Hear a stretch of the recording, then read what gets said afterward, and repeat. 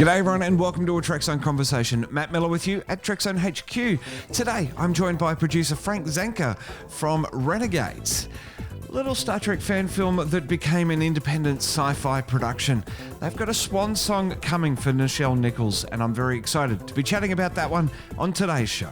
We're in the home stretch of our August campaign, day 24. Can you help us help Guide Dogs Australia? We need you to beam over to bit.ly/TZ Guide Dogs and donate now. Beaming around the world across Apple Podcasts, Spotify, Google Podcasts and YouTube. This is the 8th season of a Trekzone Conversation with Matt Miller. Well, Frank, for those that don't know, can you give us a little bit of a backgrounder on where Renegades has come from? So we originally started with Star Trek Renegades, which was kind of an offshoot of Star Trek because there was still Star Trek elements were still in it, and of course we had Chekhov and Tim Russ's character Tuvok and things to that effect. But we also had this Dirty Dozen type of thing where it's kind of its own property at the same time. And then, of course, the guidelines started up right after we were starting the follow-up after that. So we were doing a follow-up from Star Trek Renegades called Renegades Requiem.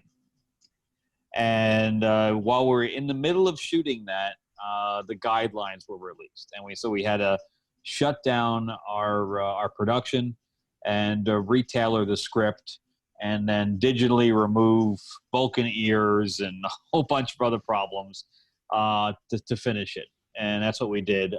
So we finished the Renegades Requiem, but we had to remove all the Star Trek elements. And now we're retooling it completely with a brand new crew. And it's now just going to be called Renegades, and eventually we'll be doing a series. So this is kind of the prequel to the series, because the series is going to have a thing called the link with it, which is basically you have a cell phone in your head, and you're able to connect to anyone as long as they also have a link. So this is kind of the origin story of that, because Aminara was the first one to have that kind of implant put in. And it was an experimental stage at the time. So she's one of the few that can actually turn it off and things to that effect. So Walter Koenig's character is basically the villain in this, that he's the one who created this thing and has ulterior motives with it. Now, it is a very cool concept, and I think it's maybe where everything sort of started and getting everyone together in the Star Trek universe and then striking it out on your own and creating your own universe. Obviously, there's challenges in that, especially as you're in the middle of shooting. You have a script that you're working off, and then to have these guidelines come out and decide to retool it, and as you say, digitally remove Vulcan ears, digitally remove comm badges, all this sort of stuff, all these things that you couldn't even have imagined that you'd need to do in post. Were they sort of the biggest challenges to de-Trekifying the production, as it were? Not only that, but it was also the audio, because of course we had lines where we were saying the characters' names, which then we had to, dupe in. So we had to do new audio for some of those things, so we had to match mouths and things to that effect, even though they were saying different names.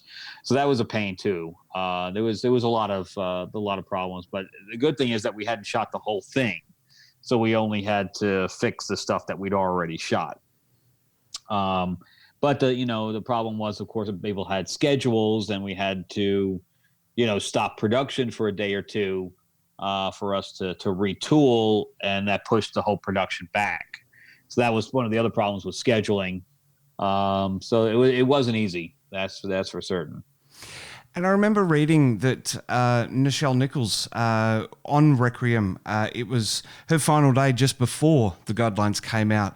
So having to work on these problems as a producer, work on these problems and work out solutions that didn't cost the production and could keep the production going, must have been a real challenge for you. Well, and also, yeah, well, that, and also you got to remember the effects side, right? Because we had the Archer, and we had Romulans, and we had Klingons, and we had all those ships already made, and then we had to make up all new original ships. So that cost us, financially cost us some money too, to get all that stuff kind of redone.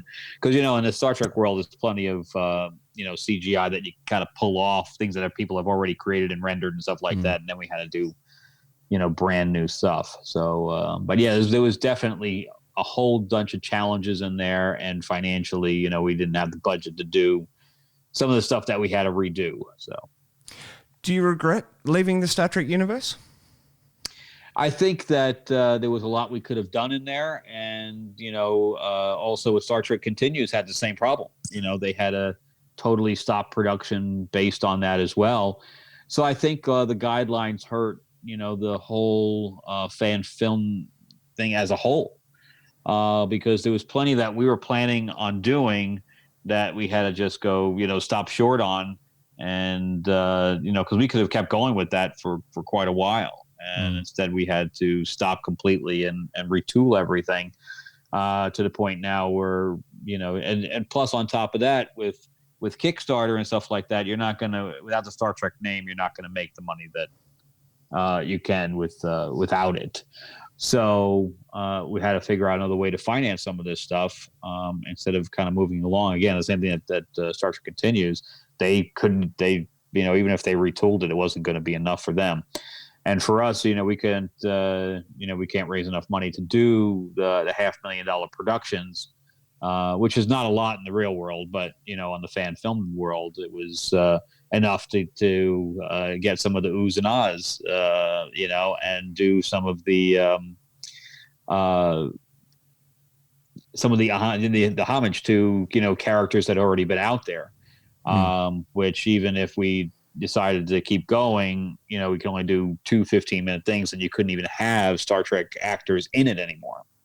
So all of our relationships that we've had and kept up to this point would be moot.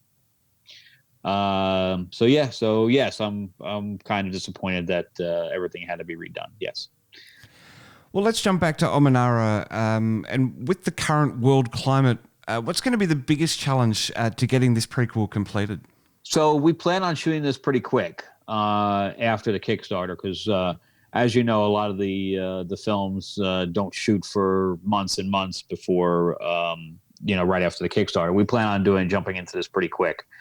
And as far as SAG is concerned, we have to have someone that's passed the course or whatever else, that's a representative of the COVID team on set at all times. Luckily, our past producer for some of his other jobs has already gone through the courses and become certified.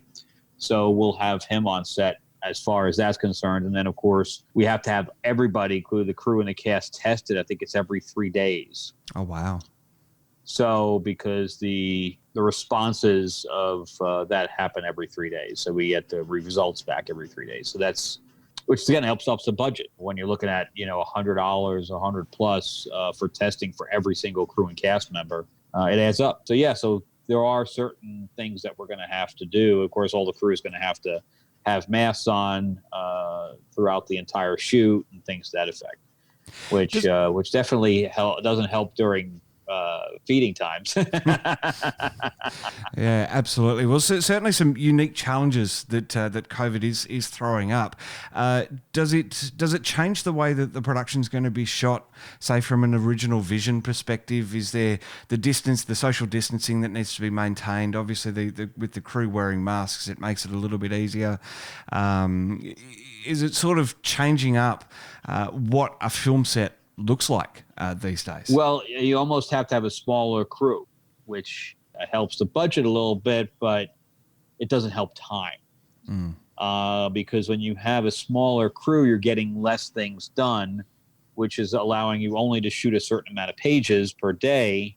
So it ends up costing you more money in the long run, because you have to add days that you wouldn't normally have to add if you had a bigger crew. it's not easy, and I'm definitely waiting for this all to be over.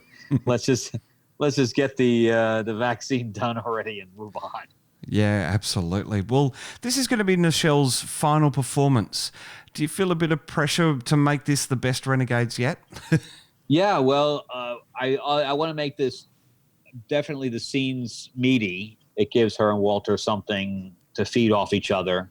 This is going to, especially with budget, we're not going to have a whole lot of space battles and things like that that the other ones had. It will have that in there, but it's going to be more character based. So it's going to be more of an origin story and things to that effect. So we'll definitely have our fight scenes in it, and we'll have the spaceship battle scenes in it. In fact, we're only really raising the money right now purely for the production. It's not going to include the post. We're probably going to have to go back to the till for the post. But yeah, I'm excited to make it more of a character piece and see what the actors can really bring to the table with it. Well, Frank, you're just about past your third stretch goal on the Kickstarter campaign. That means free stuff for those that have donated. And you're on social media too. Let's Go Atomic on Twitter. Of course, Trekzone's all over social media as well. Just search for Trekzone and like, follow, and subscribe to never miss an episode. If you enjoyed this video, give it a thumbs up. If not, well, I guess the other button seems to work just as well. We're on podcasting as well. Search for us on your favourite podcasting app. Frank, thanks so much for beaming in to chat about Renegades Omanara. Good luck with the production. All right, thank you.